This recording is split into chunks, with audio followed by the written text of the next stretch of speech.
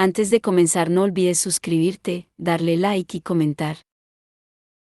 Puedes seguirme en mis redes sociales para apoyarme y proponerme nuevas historias.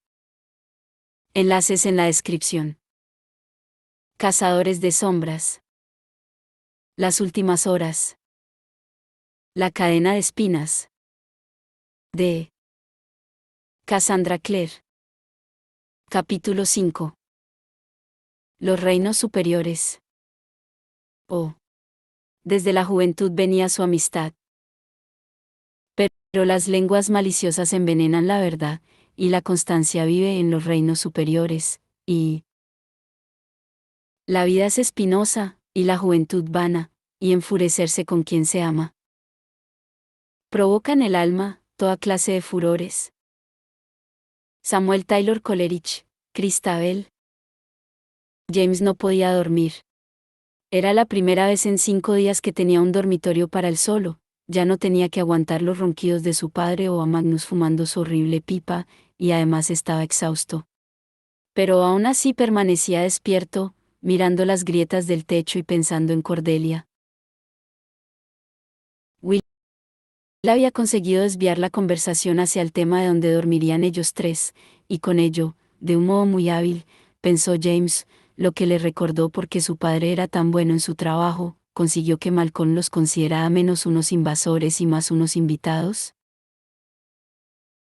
La pequeña cabaña resultó ser mucho más grande por dentro que por fuera, y a ambos lados del pasillo del piso de arriba, había habitaciones individuales limpias. Magnus usó la magia para subir sus pertenencias del carruaje y todo estuvo listo. En cuanto James se encontró solo, Cordelia le llenó la mente. Ya antes había pensado que la echaba de menos, y que estaba siendo atormentado por la culpa. Pero se dio cuenta de que, al estar con su padre y Magnus continuamente, y tener una misión en la que centrarse, sus sentimientos se habían adormecido, no había ni siquiera empezado a imaginar el dolor que iba a sentir. Entendió por qué los poetas maldecían su propio corazón, su capacidad para la desolación y el anhelo. Nada de lo que había sentido por Grace, en su falso encantamiento de amor, se había acercado a esto. Su mente le había dicho que tenía el corazón roto, pero no lo había sentido, no había sentido las piezas afiladas de su esperanza rota, como esquirlas de cristal en el pecho. Pensó en Dante, no hay mayor dolor que recordar los tiempos felices desde la miseria. Nunca se había dado cuenta de lo cierto que era eso. Cordelia riendo, bailando con él, su mirada inteligente cuando sostenía una pieza de ajedrez en la mano, la forma en que lo había mirado el día de la boda, toda ella dorada. Esos recuerdos lo atormentaban.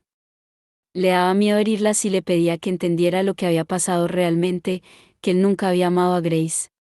Pero aún le daba más miedo no intentarlo, y condenarse a sí mismo a una vida sin ella. Respira lentamente, se dijo. Se sentía agradecido por todo el entrenamiento recibido de Jem a lo largo de los años, control sobre sí mismo, control sobre sus emociones y miedos. Eso era lo único que le impedía hacerse añicos. ¿Cómo había podido no darse cuenta? La carta de Matthew, leída y releída, y guardada en el bolsillo del abrigo, le había impactado como un disparo. No tenía ni idea de los sentimientos de su amigo, y seguía sin conocer los de Cordelia. ¿Cómo había sido tan necio?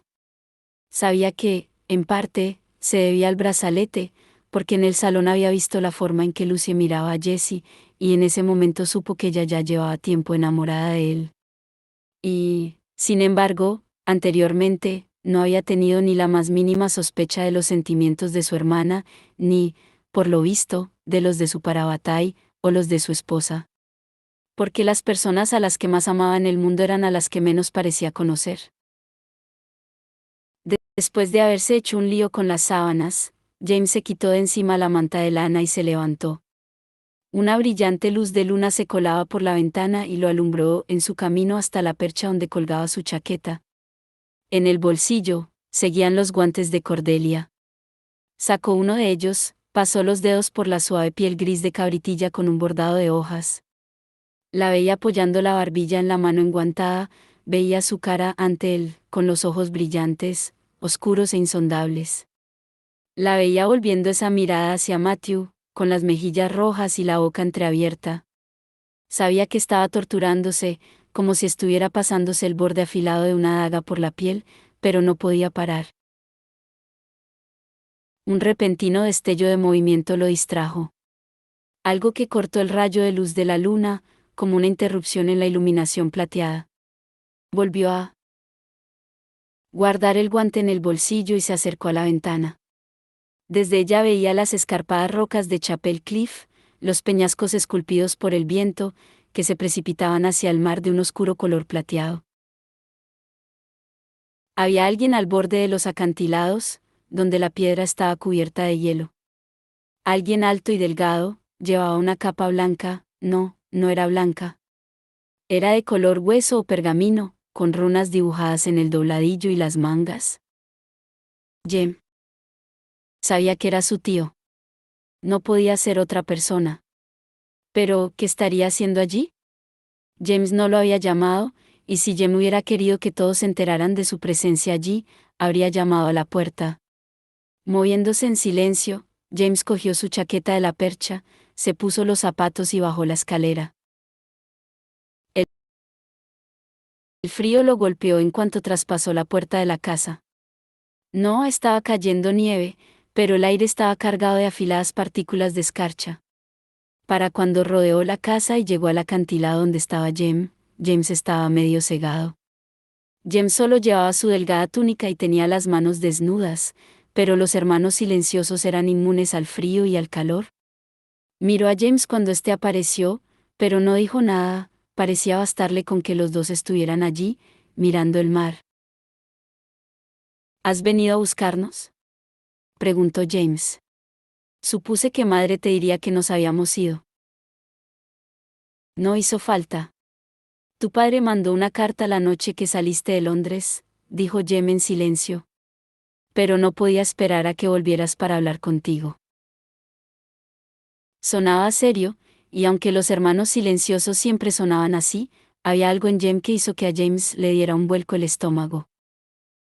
¿Belial?, susurró James. Pero para su sorpresa, Jem negó con la cabeza. Grace. Oh. Como sabes, prosiguió Jem, se halla en la ciudad silenciosa desde poco después de tu partida. Allí está más segura, repuso James. Y luego, con un rencor que no había planeado, añadió, ¿y el mundo está más seguro con ella allí? Bajo estricta vigilancia. Ambas cosas son ciertas, afirmó Jem. Tras un breve silencio, agregó. ¿Hay alguna razón por la que no les hayas contado a tus padres lo que te hizo Grace? ¿Cómo sabes que no lo he hecho?, preguntó James. Jem lo miró en silencio. Da igual, siguió James, supongo que serán los poderes de hermano silencioso. Y un conocimiento general del comportamiento humano, puntualizó Jem. Si Will hubiera sabido antes de salir de Londres lo que Grace te hizo, su carta hubiera sido muy diferente. Y sospecho que tampoco se lo has dicho después. ¿Por qué sospechas eso? Te conozco, James, afirmó su tío. Sé que no te gusta que te compadezcan. ¿E imaginas que eso es lo que pasaría si contaras la verdad de lo que Grace y su madre te hicieron? Porque es cierto, replicó James, es exactamente lo que pasaría. Se quedó mirando al océano, en la distancia, brillando en la oscuridad, se veían las luces de las barcas de pesca. No podía imaginar lo solitario que sería estar allí, en el medio de la oscuridad y el frío, en medio de las olas en un pequeño bote. Pero supongo que no tengo mucha elección. Sobre todo si van a someter a juicio a Grace. De hecho, explicó Jem, los hermanos silenciosos han decidido que el poder de Grace debe permanecer en secreto por ahora. Aún no queremos que Tatiana Blackthorne sepa que su hija ya no es su aliada, ni queremos que sea consciente de lo que sabemos. No hasta que podamos interrogarla con la espada mortal. Qué conveniente para Grace, replicó James, y le sorprendió la amargura de su voz. James, comenzó Jem. ¿Acaso te he pedido que escondas la verdad de lo que Grace y Tatiana te hicieron? Los hermanos silenciosos no quieren que la clave conozca la verdad, pero entiendo que quizá tú necesites contársela a tu familia, para tranquilizar tu mente y la de ellos. Pero confío en que, si lo haces, enfatizarás la importancia de que esto permanezca todavía en secreto. Vaciló un instante. Tenía la impresión de que quizá tú preferirías que nadie lo supiera. Que para ti sería un alivio que permaneciera en secreto. James se contuvo. Porque sí que se sentía aliviado. Podía imaginar la compasión que despertaría, el deseo de entenderlo, la necesidad de hablarlo, cuando la verdad saliera a la luz. Necesitaba tiempo antes de que eso ocurriera, tiempo para acostumbrarse a la verdad. Necesitaba tiempo para aceptar que había vivido una mentira durante años y sin ningún propósito. Me resulta raro, dijo, que estés hablando con Grace. Que pueda ser la única persona en el mundo que tenga una conversación honesta con ella sobre lo que hizo. Se mordió el labio, seguía costándole llamarlo el encantamiento, o el hechizo de amor. Era más fácil decir lo que hizo, o incluso lo que me hizo, y sabía que Jem lo entendería. No creo que se lo haya contado ni a su hermano. Jessie no parece saber nada sobre eso. El fuerte viento le revolvió el pelo a James y se lo echó sobre los ojos. Tenía tanto frío que sentía el contacto helado sobre la piel de sus propias pestañas, mojadas por la brisa del mar. Desde luego, él nunca le ha dicho nada a Lucie sobre el poder de Grace, eso lo sé, añadió. Lucie no habría podido evitarlo, habría corrido enfurecida a contárselo a James en cuanto lo supiera, despotricando contra Grace. Él no sabe nada. Al menos, Grace nunca se lo ha dicho. De hecho, no se lo ha dicho a nadie. ¿A nadie?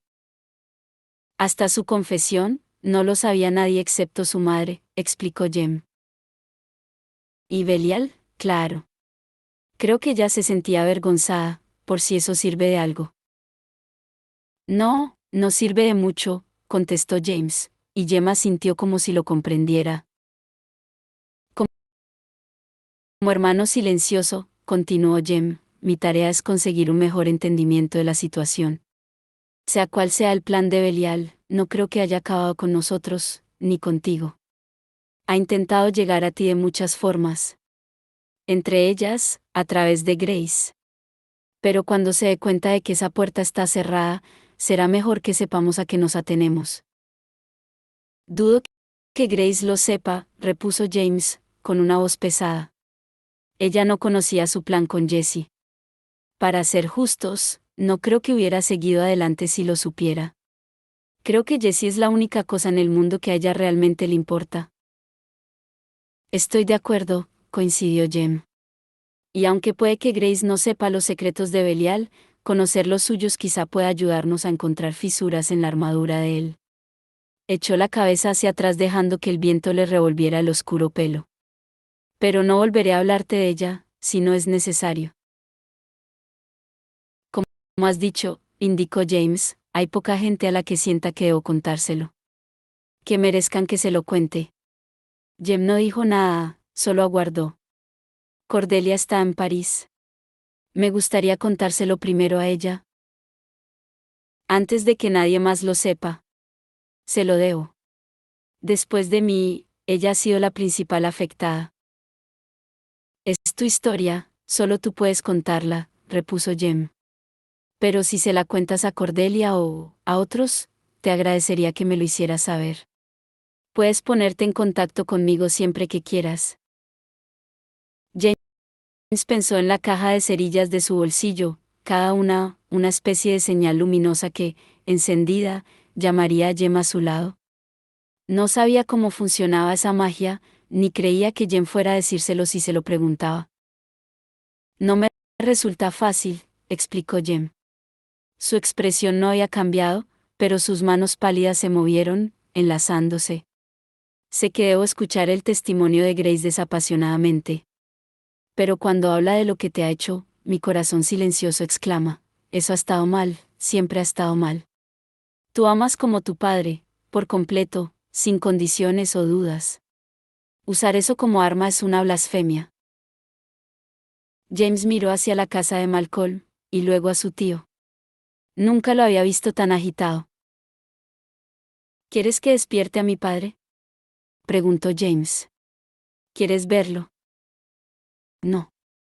No lo despiertes, contestó Jem, y aunque su discurso era silencioso, había una especie de amabilidad en la forma en la que pensaba en Will.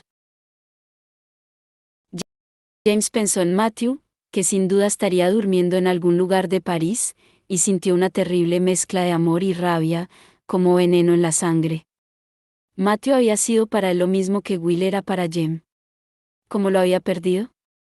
¿Cómo lo había perdido sin siquiera darse cuenta? Siento haberte contado todo esto.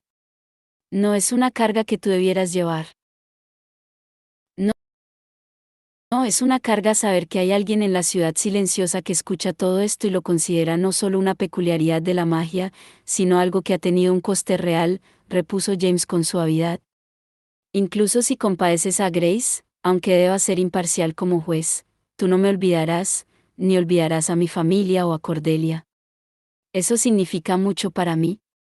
Que tú no olvidarás. Jem le apartó a James el pelo de la frente, una ligera bendición. Nunca, le dijo, y luego, entre el romper de una ola y la siguiente, había desaparecido, fundiéndose con las sombras. James volvió a la casa y se metió en la cama con el abrigo aún puesto. Sentía frío en el centro de su ser, y cuando se durmió, no consiguió descansar. Soñó con Cordelia, vestida con un camisón rojo sangre, sobre un puente hecho de luces, y aunque lo miraba directamente, estaba claro de que no tenía ni idea de quién era él. Había una mancha en el techo, sobre la cabeza de Ariadne, que tenía forma de conejo. Ariadne había pensado que se quedaría dormida en el momento en el que tocara la cama. Y, sin embargo, ahí estaba, aún despierta, divagando. Sabía que debería estar pensando en los inquietantes papeles de su padre. En su madre, llorosa, diciéndole que solo con que ella admitiera que aquello no era verdad, solo con que retirara sus palabras, no tendría que irse. Podría quedarse. Pero pensaba en Anna. Anna, que dormía a unos cuantos metros, su cuerpo esbelto y elegante sobre el sofá violeta. Podía imaginársela allí perfectamente, el brazo detrás de la cabeza, el pelo negro curvándosele en la mejilla, su colgante de rubí parpadeando en su bonito cuello. O quizá Anna no estuviera dormida. Quizá estuviera despierta, igual que ella. Quizá estaba levantándose y ajustándose el cinturón de la bata mientras caminaba silenciosa y ponía la mano en el pomo de la puerta de su dormitorio. Ariadne cerró los ojos. Pero su cuerpo seguía despierto, tenso y a la espera. Podía sentir a Anna sentándose a su lado en la cama, y hundiéndose bajo su peso. Podía sentir a Anna inclinándose sobre ella, el calor de su cuerpo, su mano en la tira de su camisón, deslizándose por el hombro. Sus labios sobre su piel desnuda. Ariadne se puso de lado sofocando un gemido. Por supuesto, no había pasado nada de eso. La última vez que se habían visto, le había dicho a Anna que se mantuviera alejada de ella, y desde luego Anna no era de las que iban a donde no se las quería. Miró desanimada a su alrededor. El dormitorio era un espacio pequeño, que contenía un armario repleto de ropa y estanterías y más estanterías de libros. Desde luego, Ariane no estaba para leer, no cuando cada célula de su cuerpo parecía gritar el nombre de Anna. Se había dicho a sí misma que había purgado todo su deseo por Anna, que entendía que Anna no podía darle lo que ella quería. Pero en ese momento, todo lo que deseaba era a Anna, sus manos, sus palabras susurradas al oído, su cuerpo pegado al de ella. Se apoyó sobre un codo y alcanzó la jarra de agua de la mesilla de noche. Encima de esta, en la pared, había un estrecho estante de madera y la manga se le enganchó en un objeto que colgaba de él, haciéndolo caer sobre la mesilla al lado de la jarra. Cogió el objeto y vio que era una muñeca del tamaño de una mano. Se incorporó, Curiosa, nunca hubiera imaginado a Anna, ni siquiera de niña, como alguien que tuviera muñecas. Esta era la típica de las casas de muñecas, con las extremidades rellenas de algodón y la cara de porcelana blanca. Era un señor, de los que solía venderse con una esposa y un pequeño bebé de porcelana en una cuna de miniatura. Ariane había tenido las mismas muñecas cuando era pequeña, no había nada que diferenciase el sexo de las muñecas salvo las diminutas ropas cuidadosamente cosidas que vestían. Ariane imaginó a Anna jugando con esta pequeña muñeca, con su elegante traje de rayas y su sombrerito. Quizá, en la mente de Anna, la muñeca había sido la señora de la casa, solo que con el atuendo que Anna consideraba que la ama prefería, quizá la muñeca había sido una alegre bohemia, que componía poemas infinitésimos con una pluma en miniatura.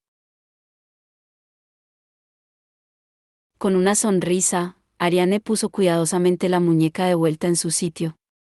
Una cosa tan pequeña y, sin embargo, le servía para recordar que estaba finalmente en casa de Anna, entre las cosas de Anna. Que incluso aunque no tuviera a Anna, ella había iniciado el mismo camino de independencia que Anna había elegido para sí misma hacía ya años. Era el turno de Ariane de coger esa libertad y elegir qué hacer con ella. Se acurrucó en la cama y cerró los ojos. Cornwall Gardens estaban a un buen paseo de distancia de la casa de Thomas, unos 45 minutos, una hora si uno se paraba a disfrutar de las vistas por el camino, pero a Thomas no le importaba. Era un extraño día de sol invernal en Londres, y aunque aún hacía frío, el aire era claro y brillante, y parecía poner de relieve cada pequeño detalle de la ciudad, desde los coloridos anuncios en los laterales de los ómnibus hasta las veloces sombras de los pequeños gorriones. Las veloces sombras de los pequeños gorriones, pensó. Tomás, suenas como un idiota. Mierda. ¿Qué pensaría Alastair si él apareciera por Cornwall Gardens con una sonrisa ridícula y diciendo bobadas sobre pájaros? Se desharía de él de malos modos. Tristemente, ni siquiera ese pensamiento estropeó el buen humor de Tomás. Sus pensamientos parecían un torbellino, era necesario volver al principio para ordenarlos. En el desayuno, mientras estaba comiéndose una tostada tranquilamente, había llegado un chico con un mensaje, sus padres se habían sorprendido, pero no tanto como Thomas. El mensaje era de Alastair.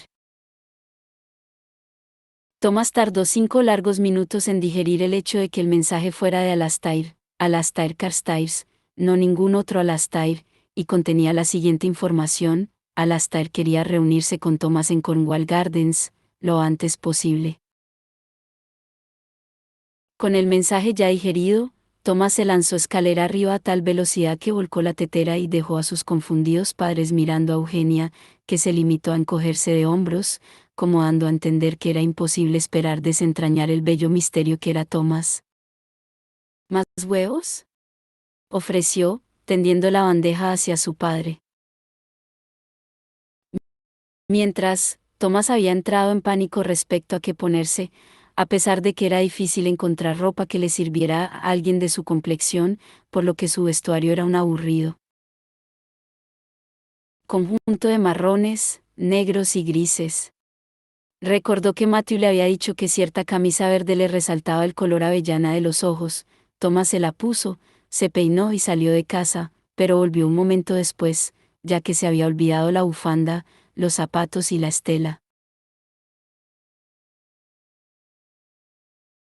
En ese momento, mientras el ladrillo de arcilla roja de Knightsbridge, atestado de compradores, se fundía lentamente para dar paso a las silenciosas calles y los dignos edificios blancos de South Kensington, Thomas se recordó a sí mismo que el hecho de que Alastair le hubiera mandado un mensaje no tenía por qué significar nada.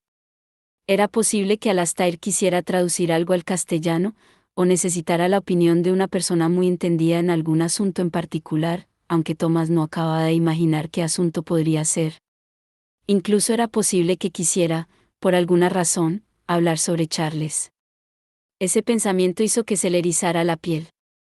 Para cuando llegó al hogar Carstairs, estaba algo más desanimado o lo estuvo, al menos, hasta que entró al jardín y vio a Alastair, con el pelo revuelto y en mangas de camisa, en la puerta de entrada, sosteniendo una espada muy reconocible. La expresión de Alastair era triste. Levantó la vista hacia Thomas cuando éste se aproximó.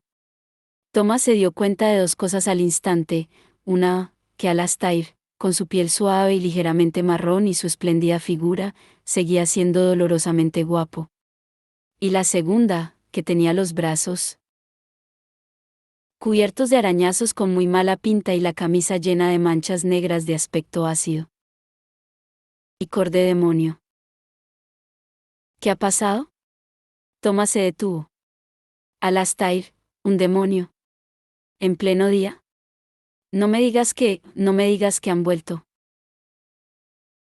Hacía unos meses habían sufrido una plaga de demonios que poseían la capacidad de aparecer a plena luz del día, pero eso había sido obra de Belial. Si estaba sucediendo de nuevo. No, se apresuró a contestar Alastair, al ver la preocupación de Thomas. He ido, como un estúpido, a las cocheras a buscar algo. Estaba oscuro, y parece ser que uno de los demonios había decidido aguardar allí. ¿Uno de qué demonios? Preguntó Thomas. Alastair hizo un vago gesto con la mano. Menos mal que tenía a Cortana, dijo. ¿Por qué tienes tú a Cortana? Preguntó Thomas, sorprendido. Cortana era la espada de Cordelia, que había pasado de generación en generación en la familia Carstairs. Era una herencia muy preciada, forjada por el mismo herrero cazador de sombras que había creado Durendal para Roland y Excalibur para el rey Arturo. Thomas casi nunca había visto a Cordelia sin ella. Alastair suspiró. Thomas se preguntó si no tendría frío, estando en el exterior en mangas de camisa, pero decidió no decir nada, porque Alastair tenía unos antebrazos esbeltos y musculosos. Y quizá el frío ni le molestara. Cordelia la dejó aquí cuando se fue a París. ¿Pensó que debía dejarla por lo del lío del paladín? Es raro, aventuró Thomas, ¿no? Eso de que Cordelia se haya ido a París con Matthew. Es raro, sí, admitió Alastair, pero supongo que los asuntos de Cordelia son cosa suya. Hizo girar a Cortana y la acosa luz del sol se reflejó en la hoja. En cualquier caso, he llevado la espada conmigo todo lo que he podido. Lo cual está bien durante el día, pero no tanto cuando se pone el sol. Los malditos demonios parecen verse atraídos hacia ella cada vez que salgo. ¿Estás seguro de que te están atacando a causa de la espada? ¿Sugieres que es por mi personalidad? Soltó Alastair. No me atacaban antes de que Cordelia me entregara la espada, y me la dio porque no quería que nadie supiera dónde estaba. Sospecho que estos demonios andrajosos son como espías y alguien los manda en busca de Cortana, Lilith, Belial. Hay una buena cantidad de villanos para elegir. Entonces, quien quiera que sea que la esté buscando, sabe que la tienes tú. Lo sospechan, sí, contestó Alastair. Creo que he matado a todos los demonios antes de que pudieran regresar para informar. Al menos, todavía no ha aparecido ninguna otra cosa más asquerosa para atacarme. Pero no es una forma de vivir muy sostenible. Thomas cambió el peso de un pie a otro. ¿Me has pedido que venga para ayudarte? Preguntó. Porque lo haré encantado. Christopher y yo podríamos hacer turnos para cubrirte, y seguro que Anna nos ayudaría. No, replicó Alastair. Solo intento ayudar, dijo Thomas. ¿No te he pedido que vinieras para ayudarme? Es solo que has aparecido justo después de... Alastair hizo un gesto como para abarcar a cualquier demonio que estuviera escondido en los establos, y metió a Cortana en la vaina que le colgaba de la cintura. Te he pedido que vinieras porque quería saber por qué me has mandado una nota llamándome estúpido. No te he mandado ninguna nota, empezó Thomas ofendido, y luego recordó, con repentino horror, lo que había escrito en el laboratorio de Henry. Querido Alastair, ¿por qué eres tan estúpido y frustrante, y por qué no dejo de pensar en ti? Oh, no. Pero, ¿cómo? Alastair sacó un trozo de papel quemado del bolsillo y se lo pasó a Thomas. La mayoría del papel estaba tan carbonizado que ni se leía. Lo que quedaba, rezaba. Querido Alastair. ¿Por qué eres tan estúpido? Me lavo los dientes. No se lo cuentes a nadie. Thomas. No sé por qué quieres que nadie sepa que te lava los dientes, añadió Alastair, pero por supuesto que mantendré esta noticia en el más estricto secreto. Thomas se debatía entre un sentimiento de terrible humillación y una extraña emoción. Por supuesto, esta había sido la primera vez que el estúpido experimento de Christopher funcionaba a medias, pero por otra parte, había funcionado a medias. Se moría de ganas de contárselo a Kit. Alastair, respondió, es solo una tontería. Christopher me pidió que escribiera algo para un experimento que estaba haciendo. Alastair pareció dudar. Si tú lo dices. Mira, siguió Thomas, aunque no me hayas pedido que venga para ayudarte, quiero hacerlo. No soporto saber que estás en peligro. No creo que sea una buena idea que te estén atacando los demonios constantemente, y dudo que Cordelia te hubiera dejado la espada si supiera que eso iba a pasar. Es cierto, concordó Alastair. ¿Por qué no la escondemos? Sugirió Thomas. A Cortana, me refiero. Sí, es la solución más sensata, respondió Alastair.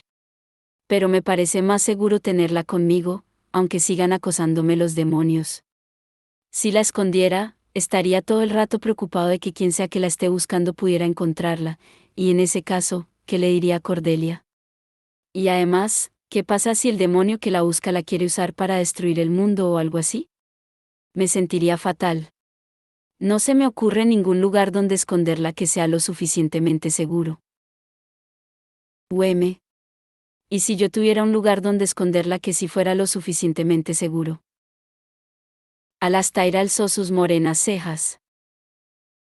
Lightwood, como siempre, estás lleno de sorpresas. Dime en qué estás pensando. Thomas lo hizo. Cordelia salió de su dormitorio con su vestido de paseo a rayas y se encontró a Matthew untando un croissant con mantequilla en la mesa del desayuno. El día brillaba con una luz de color amarillo margarita, que se derramaba por las altas ventanas arqueadas y hacía que el pelo de Matthew pareciera un halo dorado. No iba a despertarte, dijo porque ayer nos quedamos levantados hasta tarde. Se recostó en el respaldo de la silla. ¿Te apetece desayunar? La mesa estaba llena de una abrumadora cantidad de croissants, mantequilla, mermeladas, confituras de fruta y gelatinas, gachas de avena, bacon, patatas fritas, arenques ahumados, huevos con mantequilla y té. ¿A qué ejército vamos a alimentar? Preguntó ella, mientras se sentaba en la silla frente a él. Matthew se encogió de hombros. No estaba seguro de lo que querrías, así que he pedido de todo. Cordelia se enterneció. Se notaba que Matthew estaba nervioso, aunque tratara de disimularlo. La pasada noche ella se había alterado bastante. Recordó los brazos de él a su alrededor mientras permanecía bajo la luz de gas del boulevard de Clishay, con los fiacres atronando como trenes. Ella le había dicho lo amable que era, y lo decía de verdad. He pensado que hoy podíamos visitar el Museo Grevin, propuso Matthew mientras ella se servía una taza de té. Tiene estatuas de cera, y un laberinto de espejos que parece el interior de un caleidoscopio. Matthew, dijo ella. Esta noche quiero volver al cabaret del Enfer. No pensaba que me hubiera gustado. Concluyó ella, jugueteando con la cucharilla. Supongo que no exactamente, pero sí, si ese era realmente mi padre, quiero saber la verdad. Me gustaría preguntarle a Madame Dorothea algo que solo mi padre podría saber. Él negó con la cabeza, lo que agitó sus rubios rizos. No, no puedo decirte que no a nada, aseguró, y Cordelia sintió que se sonrojaba. Pero solo si pasamos el resto del día divirtiéndonos. sin pensar en fantasmas o en presagios funestos, ¿de acuerdo? Cordelia asintió, y se pasaron el día haciendo turismo.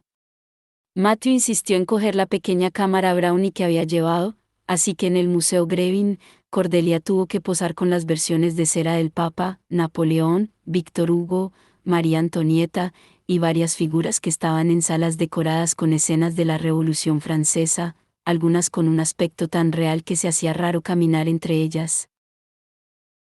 Matthew dijo que necesitaba salir a respirar aire fresco, así que pararon un fiacre para que los llevara al Bois de Boulogne.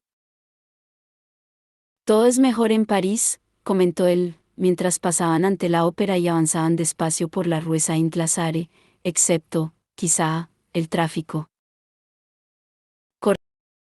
Cordelia tuvo que darle la razón, mientras pasaban junto al Arco de Triunfo y se aproximaban al Bois de Boulogne, lo que parecían cientos de carruajes avanzaban hacia la entrada, mezclados con coches que hacían sonar las bocinas, jinetes a caballo, grupos de ciclistas, y montones de gente a pie. El fiacre, atrapado entre la multitud, fue zarandeándose lentamente a lo largo de una callejuela flanqueada por árboles, que acababa en un lago, donde un bullicioso grupo de jóvenes estudiantes estaba decidido a hacer un picnic a pesar del frío. Cuando por fin bajaron del carruaje, Cordelia no pudo evitar pensar en el picnic en Regent's Park, donde había conocido a los alegres compañeros. Pensó en Christopher comiendo tartaletas de limón, en la sonrisa fácil de Thomas, en las carcajadas de Anna, en la curiosidad de Lucie, en James. Pero no iba a pensar en James. No pudo evitar echar un melancólico vistazo a los estudiantes, que le parecían muy jóvenes, más que ella y sus amigos, aunque ya fueran universitarios. No sabían nada del mundo de las sombras, no lo veían, no se imaginaban lo que acechaba más allá del tenue velo de ilusión que los separaba de un universo más oscuro. Los envidiaba. Finalmente, Matthew y ella encontraron un banco desocupado y se sentaron en él. Matthew alzó el rostro hacia la pálida luz de invierno y Cordelia vio en su mirada lo cansado que parecía. Matthew tenía una piel extremadamente pálida que, además de combinar con su pelo claro, acentuaba en ese momento sus ojeras severamente marcadas, como si estuvieran pintadas. Por supuesto, había estado despierto la mitad de la noche, se recordó Cordelia a sí misma con cierta culpa, cogiéndole la mano mientras ella entraba y salía de un sueño inquieto.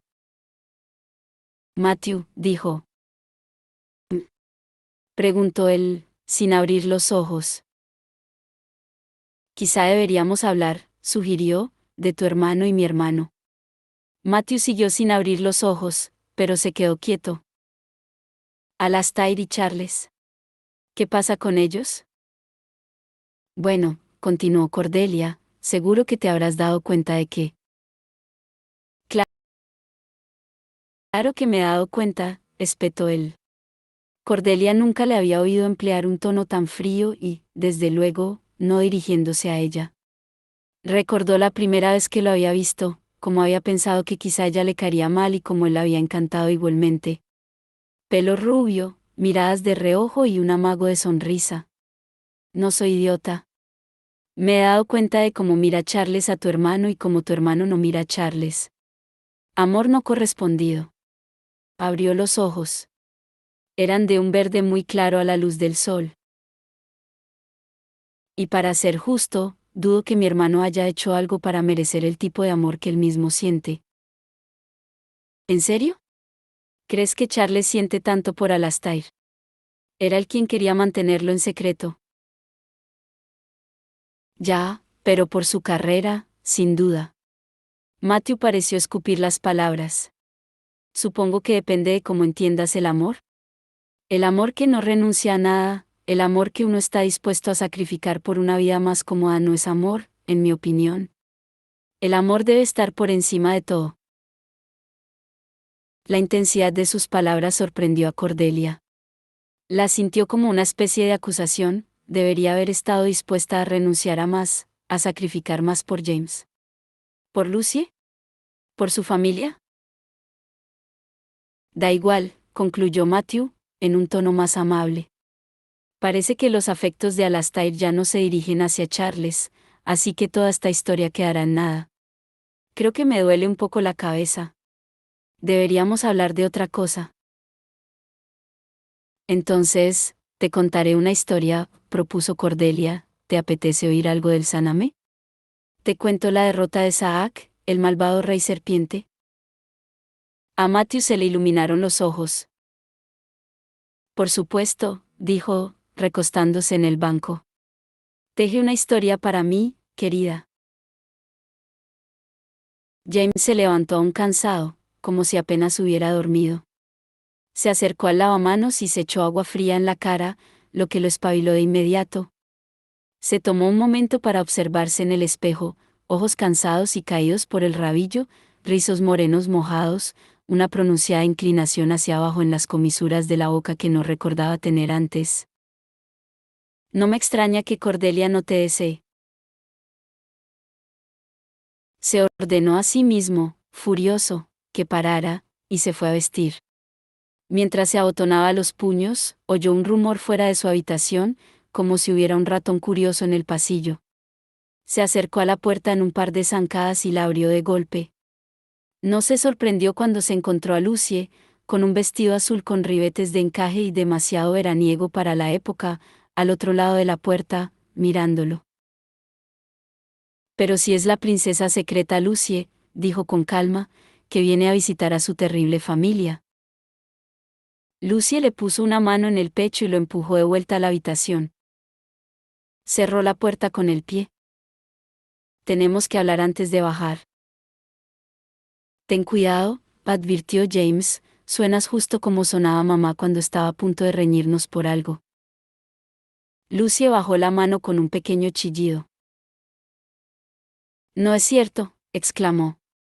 Aunque, hablando de padres, ¿recuerdas cuando compramos aquel enorme conejillo de Indias? Y que cuando papá y mamá se enteraron, les dijimos que era un regalo especial del Instituto de Lima. Ah, sí, Spots, contestó James. Lo recuerdo bien. Me mordió. Mordía a todo el mundo, le recordó Lucie, quitándole importancia. Estoy segura de que lo hacía como un cumplido. Lo que trato de decirte es que la mentira funcionó porque tú y yo contamos la misma historia y trabajábamos con la misma información. Cierto, concordó James. Y le gustó comprobar que, a pesar de lo decaído que se sentía, aún podía bromear con su hermana. Recuerdos idílicos de un pasado dorado. Y, siguió Lucie, impaciente, no sé cuánto le has contado a papá, y tú sí que sabes todo lo que yo le he contado, así que no es justo. Ni una buena idea. Bueno, les conté, a Magnus también, prácticamente todo, creo. James se sentó en la cama. Al menos, todo lo que sabía. Si quedaban huecos que rellenar, supongo que los habrán completado con lo que pasó ayer por la noche. ¿Todo? Quiso saber Lucie. Nada sobre Cordelia, admitió James. Ni sobre Lilith, ni sobre paladines, ni nada de eso. Bien. Lucie se relajó un poco. No creo que podamos contárselo. ¿Verdad? Es un secreto de Cordelia. No sería justo para ella. Estoy de acuerdo, indicó James. Oye, Luce, ¿por qué nunca me has contado lo de Jessie? No me refiero a lo de tratar de resucitarlo, añadió deprisa, cuando Lucy empezó a protestar. Entiendo que eso no me lo contarás. Sabías que no lo aprobaría, y sabías que no aprobaría que estuvieras colaborando con Grace. Es cierto, contestó Lucie. Y sigue sin parecerme bien, admitió James, pero entiendo por qué creíste que debías hacerlo. Pero, ¿por qué nunca me has dicho que podías ver a Jessie, o incluso que existía? Lucie, con una timidez inusual en ella, dio un puntapié a una bola de polvo. Supongo que sabía que había algo extraño en el hecho de que pudiera verlo. Algo oscuro y misterioso. Algo que la gente no aprobaría. Luce, sé mejor que nadie lo que es tener un poder que el resto de la gente encuentra inquietante. Hasta grotesco. Ella levantó la vista al instante. Tú no eres grotesco, Jamie, ni horrible, ni nada por el estilo. Nuestros poderes provienen del mismo sitio, comentó James. Belial. ¿Quién iba a entender mejor que yo cómo lidiar con eso? Tengo que creer que puedo hacer el bien incluso con un poder que viene de la oscuridad. Lo creo en mi caso, y lo creo en el tuyo. Lucie parpadeó y luego se sentó al lado de James en la cama.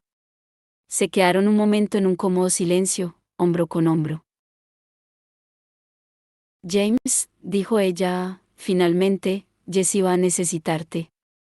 Hay cosas en las que puedes ayudarlo y que yo no puedo. Que lo poseyera Belial, tener en la piel las marcas de cazadores de sombras muertos. Eso le está haciendo daño. Puedo verlo en sus ojos. Y yo, pensó James. Puedo hablar con él. Cuando volvamos a Londres. Lucie sonrió. Fue una especie de sonrisa adulta, un poco triste, una sonrisa que James no asociaba con su hermana pequeña.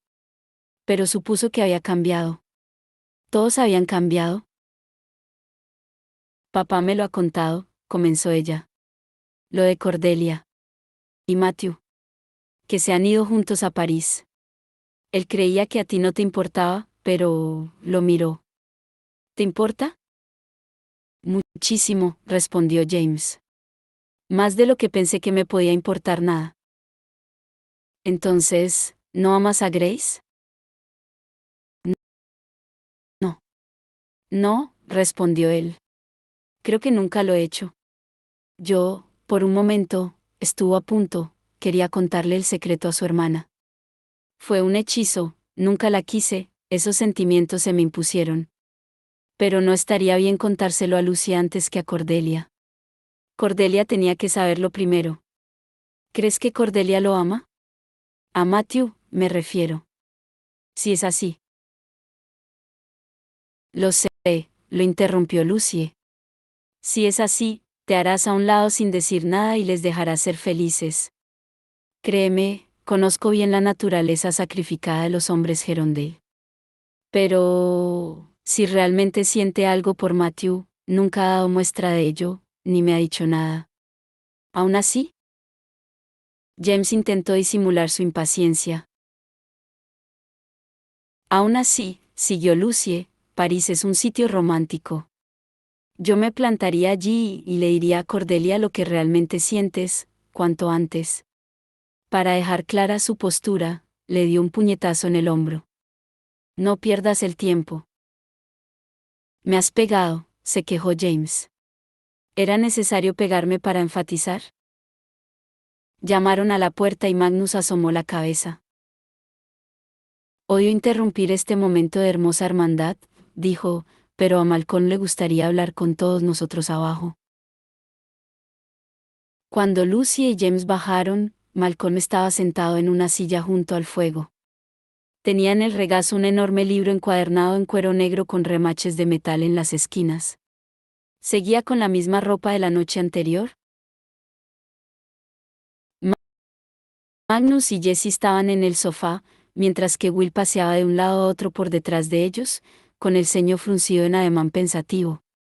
Jessie sonrió a Lucie, ésta sabía que pretendía ser una sonrisa tranquilizadora, pero la preocupación se le notaba demasiado. A Lucie le hubiera gustado cruzar la sala y abrazarlo, pero sabía que solo conseguiría escandalizar a su hermano, a su padre y a los dos brujos presentes. Tendría que esperar. Cuando todos estuvieron listos, Malcolm se aclaró la garganta. Me he pasado la noche pensando en la pregunta que se planteó ayer y creo que tengo una respuesta. Creo que Jessie debería volver a Londres, y debería hacerlo como un Blackthorn. Will emitió un sonido de sorpresa. Su aspecto es, inconfundiblemente, el de un Blackthorn, añadió Malcolm, y no creo que sea capaz de fingir que es otra cosa. Es el vivo retrato de su padre. Sí que lo es, admitió Will, con impaciencia, Pero ya ha quedado claro que sería un problema parecer como lo que realmente es. No solo por el tema de la nigromancia, sino porque lo último que la clave supo de él, es que era un cuerpo muerto que un demonio había poseído con la intención de matar a cazadores de sombras. Jesse se miró las manos. A la runa de visión que había pertenecido a Elías Carstairs. Apartó la mano izquierda, como si no soportara mirarla. Sí, ya hemos discutido todo eso, contestó Malcolm, tenso. No estoy sugiriendo que se presente como Jesse Blackton. ¿Cuánta gente lo ha visto de verdad, como está ahora, después de la posesión? Hubo un breve silencio. Lucie, por supuesto, contestó James. Yo. Matthew, Cordelia. Los hermanos silenciosos, que prepararon su cuerpo. La mayoría del enclave sabe lo que pasó, dijo Malcolm. Pero no han visto a Jesse. No, coincidió Will, no lo han hecho. Tenéis que entender que tengo lazos con la familia Blackton que ninguno de vosotros comparte, explicó Malcolm. Estuve bajo su tutela, bajo la tutela de Félix y Adelaide Blackthorne, hace 100 años. ¿Te criaron? Preguntó James. El gesto de Malcolm se endureció. Yo no lo llamaría así. Me consideraban su propiedad, y a cambio de que me alimentaran, me vistieran y me dieran un techo, yo tenía que hacer magia siempre que me lo ordenaran. Algunos cazadores de sombras siempre han sido unos cabrones, exclamó Will. Mi familia lo sabe bien. Malcolm hizo un gesto displicente. No responsabilizo a todos los Nefilim de las acciones de los Blackthorne. Ellos son los únicos que tendrían que rendir cuentas por lo que hicieron. Pero centrándonos en el tema, lo que es importante es que Félix y Adelaide tuvieron 4 hijos, Annabel, Abner, Jerome y Ezequiel. ¿Qué nombres tan feos tenían en esos tiempos?, murmuró Lucie, feos de verdad. Los niños tenían una actitud diferente a la de sus padres, siguió Malcolm, en cuanto al trato con los subterráneos. A Ezequiel, sobre todo, le molestaba su fanatismo y crueldad tanto como a mí. Cuando llegó a la mayoría de edad, renegó de su familia y se estableció por su cuenta. En la ciudad silenciosa no hay ningún registro de que Ezequiel tuviera hijos, pero yo sé que eso no fue así. Jesse levantó la vista. Resulta que prosiguió Malcolm, que Ezequiel sí que tuvo descendencia. Que se fue a América, en aquel entonces una nación muy joven donde los cazadores de sombras eran pocos y estaban lejos, y se casó con una mundana. Criaron a sus niños como mundanos, pero por supuesto, la sangre nefilim no se pierde, y sus descendientes son tan cazadores de sombras como cualquiera de vosotros. Por eso propongo que Jesse se presente como uno de los nietos de Ezequiel, que ha vuelto para reunirse con los nefilim y buscar a sus primos. Que cuando supo la verdad sobre su ascendencia, quiso ser un cazador de sombras y se presentó ante Will en el instituto. Después de todo, la historia de Will no es tan diferente. Eso era cierto, pensó Lucie, su padre se había tenido por un mundano hasta que supo la verdad, momento en el que recorrió todo el camino desde Gales hasta Londres para unirse al enclave. Con solo 12 años. Un plan excelente, dijo la chica, aunque Will y Magnus seguían con aspecto dubitativo. Lo llamaremos Jesse Ezequiel Blackthorne. No, replicó Jesse. ¿Qué os parece Cornelius? Propuso James. Siempre me ha gustado ese nombre. Ni hablar, dijo Jesse. Debería ser algo con J, dijo Will, de brazos cruzados. Algo que a Jesse le sea fácil de recordar, para darse por aludido. Como Jeremy. Entonces, ¿estáis de acuerdo con Malcolm? Preguntó Magnus. Este es el plan. Jesse va a ser Jeremy. ¿Tienes una idea mejor? Replicó Will, que parecía cansado. Que no sea dejar a Jesse desamparado por el mundo. En el instituto, podemos protegerlo. Y lo cierto es que es un cazador de sombras. Es uno de los nuestros. Magnus asintió pensativo. ¿Podemos, al menos, decirle la verdad a los Lightwood? Preguntó James. Gabriel y Gideon, Sophie y Cecily. Después de todo son familia de Jesse, y él ni los conoce. Y a mi hermana, recordó Jesse. Grace tiene que saber la verdad.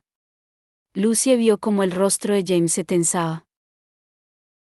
Por supuesto, contestó Will. Solo que, Jesse. No sé si te lo han contado, pero... Grace está en la ciudad silenciosa, dijo James, con voz gélida, bajo la custodia de los hermanos silenciosos. Cuando se enteró de lo que tu madre te había hecho, se fue allí por su propia voluntad, se apresuró a decir Will. Los hermanos silenciosos están asegurando de que no se haya usado la misma magia negra con ella. Jesse parecía anonadado. En la ciudad silenciosa. Debe estar aterrorizada. Se volvió hacia Will. Tengo que verla.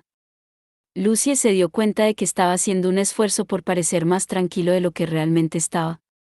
Sé que los hermanos silenciosos son nuestros hermanos cazadores de sombras, pero tenéis que entender que nuestra madre nos crió haciéndonos creer que eran monstruos. Estoy seguro de que podemos organizar una visita, aseguró Will. Y sobre lo de considerar a los hermanos silenciosos monstruos. Si tus hechizos de protección los hubiera hecho uno de ellos en vez de Manuel Gast, no te habría pasado lo que te pasó. Los hechizos de protección. Lucy se incorporó de golpe. Hay que hacérselos de nuevo. Mientras no los tenga, estará desprotegido ante la posesión demoníaca. Me encargaré de eso con Jem, ofreció Will, y Lucy vio que una expresión extraña aparecía repentinamente en el rostro de su hermano. No podemos llevar a cabo este engaño sin la cooperación de los hermanos, yo se lo contaré. Malcolm, ¿hay alguien, además de ti, que tenga acceso a esta información sobre la rama americana de los Blackthorn? Preguntó Magnus. Si alguien sospechara. Hay que organizar bien el plan, dijo James. Hay que sentarse y pensar bien cada posible objeción, cada pregunta que puedan hacernos sobre la historia de Jesse, para tener las respuestas preparadas. Tiene que ser un plan sin fisuras. Hubo un coro general de asentimiento, el único que no se unió fue Jesse. Tras un momento, cuando el silencio volvió, él habló. Gracias. Gracias por hacer esto por mí. Magnus hizo ademán de levantar un vaso en su dirección. Jeremy Blackthorn, dijo. Bienvenido, de antemano, al enclave de Londres. Esa noche, Cordelia se puso el vestido de terciopelo rojo y la capa ribeteada de piel, con un par de guantes de seda hasta el codo, y se unió a Matthew en un fiacre camino a Montmartre. París se deslizaba al otro lado de la ventanilla, a medida que avanzaban por la Rue de la Paix, alumbrada por las luces de los escaparates, que parecían cuadrados iluminados en la oscuridad. Matthew llevaba el chaleco y las polainas a juego con el vestido de Cordelia, de terciopelo escarlata, y ambas prendas brillaban como rubíes al pasar bajo la luz intermitente de las lámparas de gas. Sus guantes eran negros y los ojos se le oscurecían cuando la miraba. Hay más clubes que podemos probar, dijo mientras el carruaje traqueteaba por delante de la iglesia de Sainte Trinité, con su gran vidriera.